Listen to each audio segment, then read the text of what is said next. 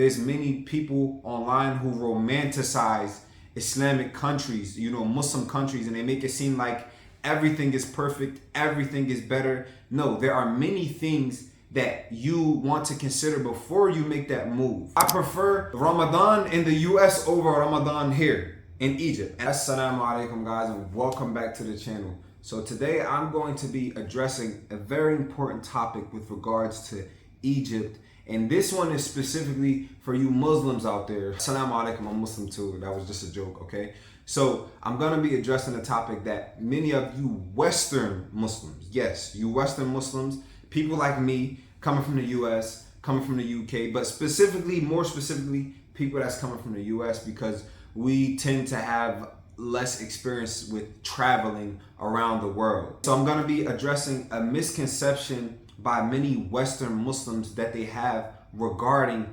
Egypt and the Muslim world in general, but specifically I'm going to be talking about Egypt today. Is Egypt an Islamic country? Now, before I get into it, I would like to preface this with saying that I do consider Egypt to be an Islamic country, or whatever you want to call it. What that means to me is that Egypt is predominantly populated by Muslims, and you can clearly see that people are practicing Islam to a certain extent. However, no one is perfect. So the misconception that many people that are coming from the West and that have never traveled in the Muslim world before, their only context of what the Muslim world is like Mecca and Medina. Somebody may have went to Umrah, and everybody that goes to Umrah for the first time coming from like the US and stuff like that, oh my God, I want to go overseas, man, it's so Islamic. And they just have this general broad idea of overseas, and they say, oh, I want to live overseas amongst the Muslims. But what they're picturing and what they're imagining in their mind is Mecca and Medina. These are Islamic hubs, right? These are specific places of worship that people, millions and millions of Muslims from all over the globe, travel to specifically for the purpose of worship. So you can imagine that these places are going to be different from anywhere else in the entire world where Muslims are, because it's very concentrated. People are coming there for a specific reason with a specific intention to worship Allah. So the vibe there is different. And also from an Islamic spiritual aspect, there is a different level of barakah. There's a different level of blessings that are in those places.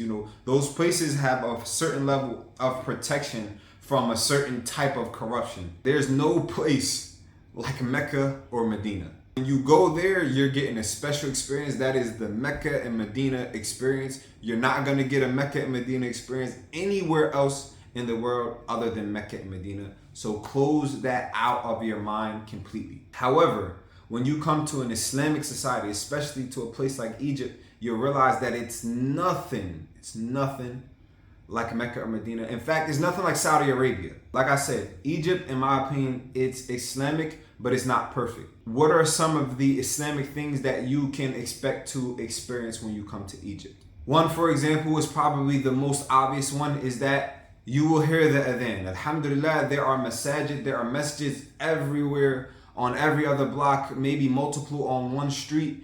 There are masjids. You will hear the adhan, the call to prayer. You will hear it at the time of prayer for the most part. Secondly, you will see women wearing hijab, wearing niqab. You will see all of this. They won't be looked at as strange. Women walking around covering their face and wearing a full body covering. They're not looked at as strange women here, versus in the West, in certain areas and neighborhoods, you'll be looked at as strange. And even in some places in Europe, may Allah help the Muslims, that are being oppressed, it may even be like banned or laws against women wearing certain forms of hijab and niqab and covering yourself in a modest Islamic way. Another thing is hearing the Quran being recited or being played in the shops, right? You go to certain supermarkets, instead of music being played, there is Quran being played. You will experience that. Another aspect is that they have Islamic schools, right? It's not uncommon, like you'll go in the masjid and you'll see like little kids memorizing the Quran and things like this, and people studying and people making dua and mentioning Allah, and people just being in the remembrance of Allah, and you hear that type of vocabulary here. But there is a flip side of that. All of those things that I just mentioned, you will actually see the opposite of that also in Egypt. And it won't be weird. It's not like it's completely shunned upon as a whole. Okay? So just like you will see women wearing a hijab and, you know, wearing Islamic clothing, you'll also see people that are completely not covered, right? You'll see women that, you know, that dress like a regular woman walking around in the streets of the US, right? You'll see men dressing, you know, in a way that you might not consider as being Islamic. The same way that you will hear the Quran being played in shops and in supermarkets and things like this, you will also go in places where they have music. They'll have American music playing, you know, very provocative language and things like that playing. The same way that people are conservative, you have a demographic of people in these countries that are very Western, that don't really want that much to do with the religious side of things. We'll keep that cultural, okay? It's not really something that we want to promote. You know, you have people that want to promote more Western values and trying to, you know, develop the country and become more modern. You have all of these elements. So what I like to tell people is that Egypt is one of those places. It is what you make it. It all depends on your mindset and your intention. However, I want to give people a realistic idea of what it's like in a country like Egypt. It's not perfect. Don't expect to come here and be welcomed with open arms like, oh my God, alhamdulillah, it's a Muslim that wants to come. And, you know, everybody's not going to embrace you like that. Some people will, some people won't. And in my experience, most of the people that embrace you in that way, it's other foreigners that came here for the same purpose that you did. But when it comes to the locals and things like that, I've seen the opposite. They can't understand why somebody like me, even from an Islamic aspect, another Muslim still can't fathom why somebody like me from the US would come to a place like Egypt to learn Islam and to live. They can't fathom it. Although they're Muslim and they pray 5 times a day, they're like, man, why would you ever come here? There's nothing here for you. Practice Islam where you're from. 80 to 95% of Egypt's population are Muslims, right? And the other small percentage are like considered like Coptic Christians, okay? So there's no doubt that there's a rich history of Islamic heritage in this country, without a doubt. No one can doubt that. However, as they say, like, the more you have something accessible to you, the less valuable it becomes. And this is my personal opinion. In the US, because Muslims, we're a minority within a minority inside of our country, we tend to hold on to certain aspects of the deen, like we take it very serious. So for example, like in Ramadan, in the US, Ramadan is amazing. I prefer Ramadan in the US over Ramadan here in Egypt, and I'll tell you why. Ramadan is special, obviously. It's a pillar of Islam.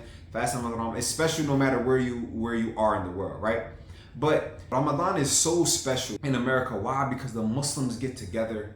You feel that community like you don't feel it in any other time of the year, right? So pretty much every Ramadan, from the Maghrib prayer, the prayer at sunset, all the way up until after the Taraweeh prayer, people are together, people are socializing, people are communicating, people are connecting in the masjid. Families are in the masjid, people are eating together, everything is going on in Ramadan. And everyone, all of you who have experienced this, you know how it is.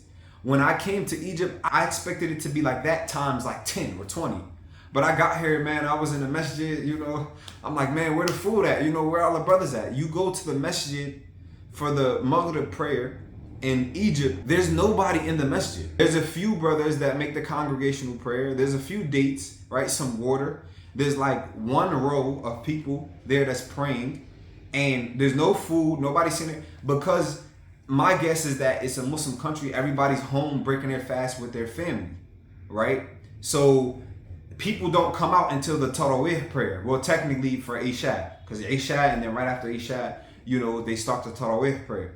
Versus in America, we're together all the way from Maghrib all the way throughout the night prayer, and then people go home. So it's more of a community type vibe, and you get to feel it, you know, because light shines brightest when in the darkest areas, you know, unfortunately. So if we're in a place where Islam is not the dominant religion, it's not the dominant culture, then obviously when we practice certain elements of our religion, it's going to be more profound, it's going to stand out more, right? You're gonna feel the effects of it more. Versus a place where everybody's Muslim, everybody's, you understand what I'm saying? Same thing likewise with the Eid. Our holiday, we tend to get together in the US, right?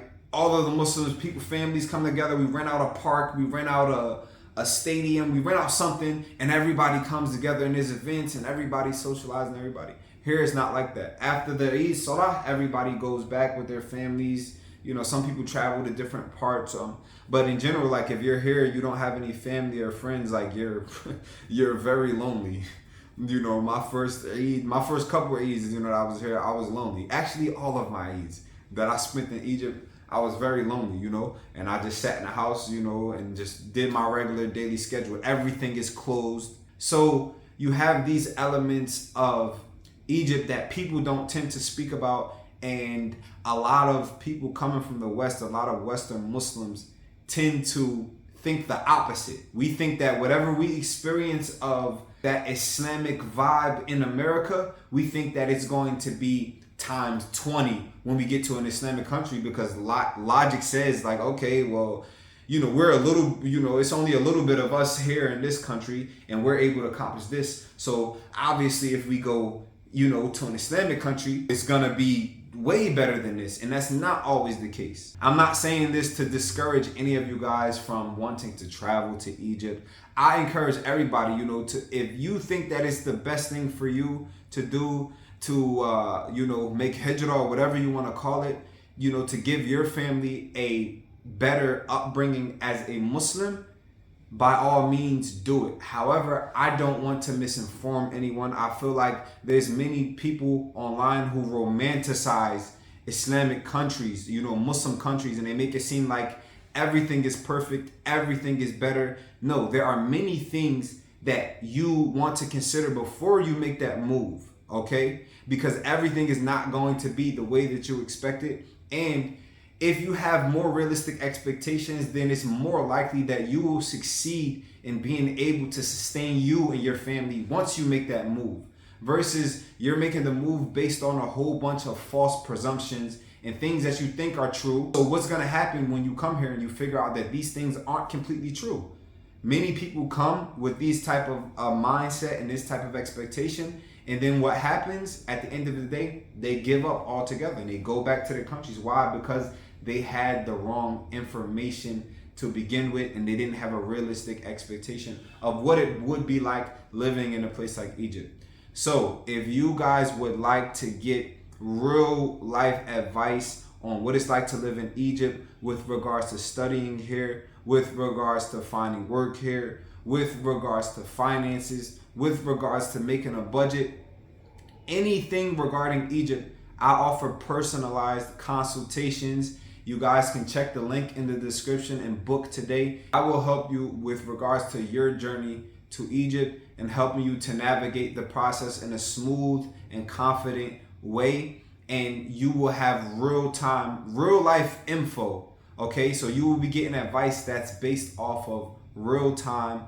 and in real life here on the ground, what's going on here in Egypt at the moment. So if any of you guys are interested, make sure you click the link in the description. And Inshaallah, if you would like to see more content about what it's like living in Egypt, what you can expect, definitely leave comments down below and let me know what you guys would like to see next. And Inshaallah, I will try my best to honor you guys' request.